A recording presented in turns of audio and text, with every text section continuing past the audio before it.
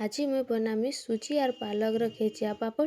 पापड़ बिल्कुल भी फाटे नहीं आर पूरा छानी देला पर डबल साइज हो टेस्ट भी बहुत बढ़िया लगसी। मात्र गोटे कप सुजी रे पाखापाखि 40 रु 50 टा सुजी पापड़ बनी जावा और टेस्ट पूरा बहुत बढ़िया लगवा। किंतु वीडियोटा लास्ट तक रहबो और स्किप करी ना देखबो। यदि भल भाव रे ना देखबो कि फाटी वाले भल करी ना देखले जेते बेले पापड़ बनाबो पापड़टा फाटी जावा और पछे फिर जदि के कमेंट करी कहबो केनता बतौछन गा पापड़ भल नहीं हबार फाटी जाउचे बोलबो। तो देख मोर पापड़ बिल्कुल भी नहीं फाटे और केते सुंदर पापड़ होइचे जे पूरा साइज रे बढ़िया और टेस्ट तो पूरा बहुत ही बढ़िया लागुथला। आगरु किए सुजी और पालक रो पापड़ बनैछ काहे जे निश्चय कमेंट करके थरे कहबो। देख मोर पापड़ सब केते पूरा बढ़िया से बनी गलान। मुई तो एतकी छानीचे बाकी सब अच्छे तो बहुत ही बढ़िया टेस्टी लागसी। देखुन पूरा केते क्रंची होइचे भांगी देला परे भी आराम से पूरा मुड़ी हो जाउचे और टेस्ट तो बहुत ही बढ़िया लागुथला। समस्ते निहाती गाय इटाके ट्राए कर। चलो रेसिपीटा स्टार्ट करमा। वीडियोटा भल लागले लाइक शेयर और सब्सक्राइब कर नहीं जीवो। तो ई सुजी पापड़ बनाबार लगे मुई गोटे कप रु अधा नहीं जाइछे काना नहीं सुजी कच्चा सुजी नेबे। सुजीर दाना जदि टिके मोटा मोटा थिबा किनी सेटाके का करबे टिके ग्राइंडर रे ग्राइंडिंग कर देबे जेंता टिके छोट छोट हे जिबा। आरो पान नहीं जिबे सुजी जेते नहीं थिबे तार 2 भाग पान नहीं जिबे। तो पानी नेकरी का करमा ना सेतरे गोटे चामच तेल आ नून आरो टिके खुड़ा देकरी गोटे गुरु 2टा फुटना आबार तक फुटेई नामा। फुटी साइला परे का करमा जे रखी दिला सुजी के पूरा फुटबा जेंता पूरा खलो खलो फुटबा 2 रु 3 थर जेंता पूरा खलो खलो फुटे देबे।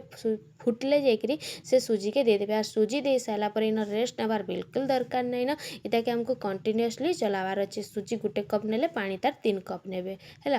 तो एंता करी भल भाव रे इटाके घांटी नहीं जिबे। तो हेटा 50% हे आसला परे आमे का करमा इना मुई किछि चटनी पत्तर के दे देली बा धनिया पत्तर के दे दमा। देखुछन धनिया पत्र दे साइला परे केनता कलर गोटे अलगा हे गला जे आउ तापरे एंता फुटु एबा देखि पारथुबे केनता फुटुचे जे फत फत फत फत करी फुटबा एंती हवा कि पूरा आपण मानकर धिके भी एंता छिचरी आबार भलिया लागबा। सुजीटा बिल्कुल भी कच्चा नहीं रखबे। सुजी जदि कच्चा रखिदेले ताहले फाटी जिबा। 50% सिझी सारला परे आमे देथिना धनिया पत्तर आरु 30% सिझी सारला परे तमा पालक पत्तर आउ जेन 20-30% सिझबा सेटा सिझिला परे आमे काना करमा ना आमे पूरा हमर पापड़टा रेडी हे जिबा। ई पालक शाकटा सिझी जिबा सुजी रे भी भल भाबे आउ टिके भी जा थिला सिझी जिबा। सिझी सारला परे हमर सुजीटा भल से परफेक्ट बनी जिबा।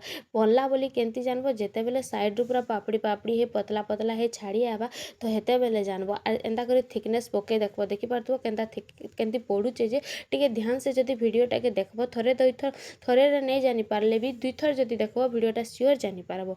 तो इनो पूरा रेडी हे गलानो। मैं गैस बंद करी टिके ठंडा हवा लागि छाड़ी नेतिली आ ठंडा हे साइला परे इटाके पके दोछे। इनो गोटे ट्रिक्सटे अच्छे इटाके का करमा आमे किनी एंता एंता करी पकाबे बेसी मोटा नहीं करबे कि पतला नहीं करबे आर काना करबे इटाके पूरा गोटे दिन तक छाया रे सुखाबे घर भितर सुखाबे। मुई इटा से गोटे दिन जेन दिन बनाली से दिन न से दिन सारा मुई इटाके घर भितर दे नेथिली पंखा तले आरो तापरे नेक्स्ट डे रे जेकरे आमे खरा के दमा और 2 दिन रे आराम से इटा सुखी जिबा। तो देखि पारथुबे सेम प्रोसेस रे एंता करी बने कर करछे। आपण माने चाहिले इतरे मेथी पत्तर भी देई करी बनाबे सेटा भी टेस्ट भल लागे किंतु सेटा अलगा करबे मेथी और पालक के मिक्स नहीं करबे।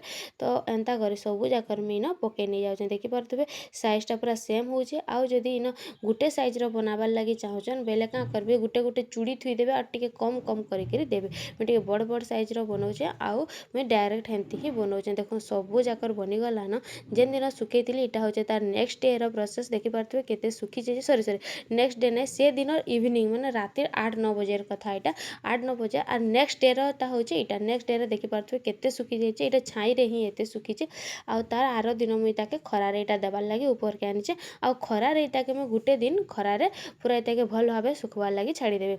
देखबे जेन दिन पापड़ पकेइथिबे हे दिन राति रे उल्टे नेबाके चेष्टा करबे। हे दिन राति रे उल्टे देबेले पछफालटा सुखी जिबा आर तार आरो दिन सकालु गुटे दिन खरा ने दे देबे। तो देई साइला पर देखुन मोर सुजी और पालक रो पापड़ बनी केते सुंदर हे जाइछे। टेस्टटा बहुत भल लागसी। रहली जय जगन्नाथ। देखा हम आउ गोटे वीडियो रे। Thank for watching.